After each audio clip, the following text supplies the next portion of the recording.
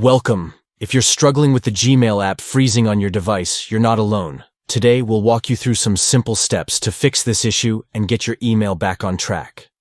First, try restarting your device. This quick action can often resolve temporary glitches that cause apps to freeze. Next, let's clear the app's cache and data. Head to Settings, then select Apps.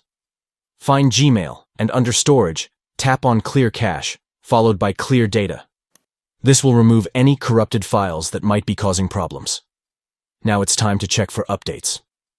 Open the Google Play Store, search for Gmail, and if an update is available, go ahead and tap Update. Keeping your app up to date helps ensure it runs smoothly. Another important step is to check for system updates. Go to Settings, then System, and select System Updates. If any updates are available, install them to enhance your device's performance.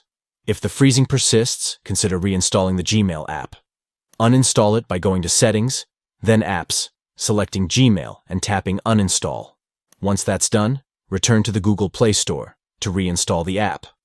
Finally, ensure you have enough storage space on your device. A lack of storage can lead to performance issues, including freezing apps. By following these steps, you should be able to resolve any freezing issues with your Gmail app. Thanks for watching, and happy emailing.